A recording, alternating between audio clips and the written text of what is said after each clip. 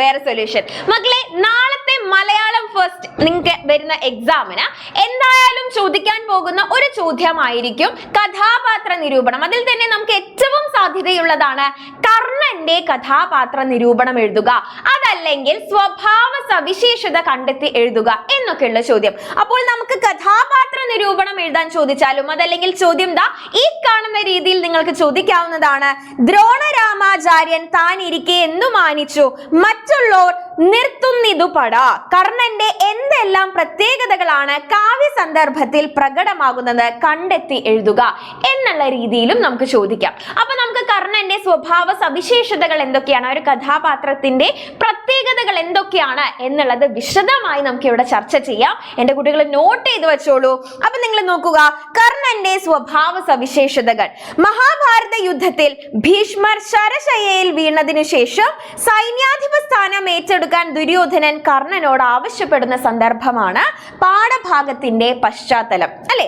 ഈ സന്ദർഭത്തിലൂടെ കർണന്റെ ഉന്നതമായ പല സ്വഭാവ ഗുണങ്ങളും നമുക്ക് വ്യക്തമാകുന്നുണ്ട് അല്ലെ.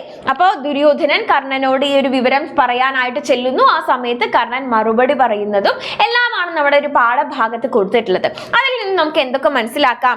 ഗുരുഭക്തിയും മുതിർന്നവരോടുള്ള ആദരവും അല്ലെ.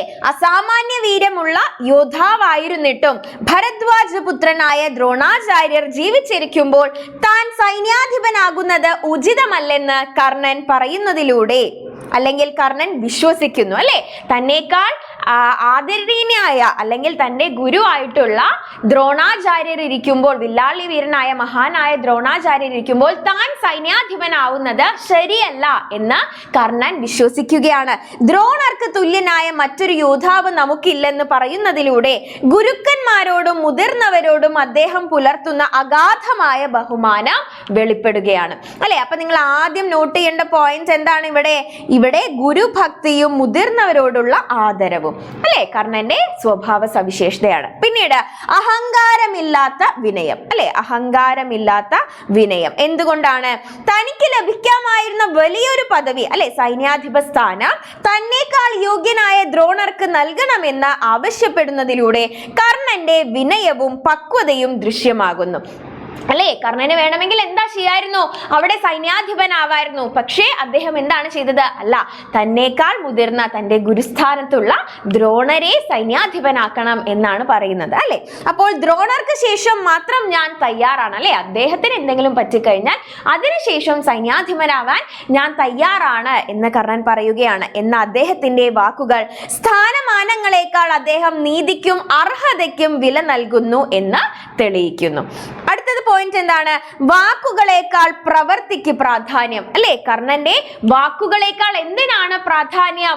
ആ പ്രവൃത്തിക്കാണ്. എന്താ, ഏത് വാക്കിൽ നിന്ന് അല്ലെങ്കിൽ ഏത് വരിയിൽ നിന്ന് നമുക്കത് മനസ്സിലാക്കാം?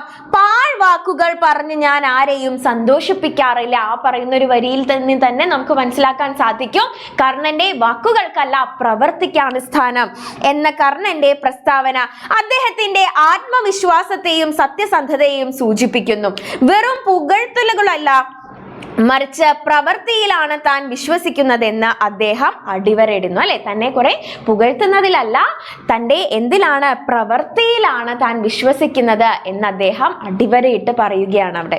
പിന്നീടോ നിസ്വാർത്ഥതയും വിവേകവും അല്ലെ. നിസ്വാർത്ഥതയും വിവേകവും സ്വന്തം താല്പര്യങ്ങളെക്കാൾ ഉപരിയായി കൗരവപക്ഷത്തിന്റെ വിജയമാണ് കർണൻ ആഗ്രഹിക്കുന്നത്. ദ്രോണർ സൈന്യാധിപനായാൽ ദുര്യോധനന് ഒരിക്കലും ദുഃഖിക്കേണ്ടി വരില്ലെന്ന് അദ്ദേഹം ഉറപ്പു നൽകുന്നു. തന്റെ സുഹൃത്തായ ദുര്യോധനന്റെ നന്മയ്ക്കായി സ്വന്തം ആഗ്രഹങ്ങൾ മാറ്റിവെക്കാൻ അദ്ദേഹം തയ്യാറാകുന്നു. അപ്പോൾ ഇതൊക്കെയാണ് എന്ത്? കർണന്റെ സ്വഭാവ സവിശേഷതകൾ വരുന്നത്.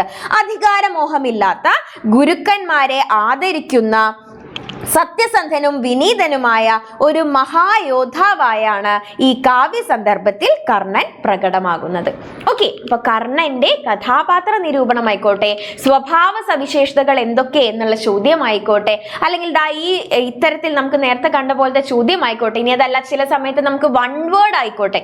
ഓക്കെ, അദ്ദേഹത്തിനെ കുറിച്ചുള്ള ഒരു 4 വരി തന്നിട്ട്, അല്ലെങ്കിൽ നമ്മുടെ കവിതയിൽ നിന്നുള്ള 4 വരി തന്നിട്ട് ഇതിൽ കർണന്റെ സ്വഭാവ സവിശേഷത ഏതാണ് എന്ന് പറഞ്ഞ് 4 ഓപ്ഷൻസ് തന്ന അതിൽ നിന്ന് ഒരു ഓപ്ഷൻ ഓപ്ഷൻ തിരഞ്ഞെടുക്കുന്ന രീതിയിലുള്ള 1 മാർക്കിന്റെ ചോദ്യമായിക്കോട്ടെ, എല്ലാത്തിലും എന്ത് വേണം, നമുക്ക് ഈ ഒരു ഉത്തരം അറിഞ്ഞിരിക്കണം. അപ്പൊ എന്റെ കുട്ടികൾ എന്തായാലും ഇത് പഠിച്ചിട്ട് മാത്രമേ നാളത്തെ എക്സാമിന് പോകാനായിട്ട് പാടുള്ളൂ മക്കളെ. So all the very best.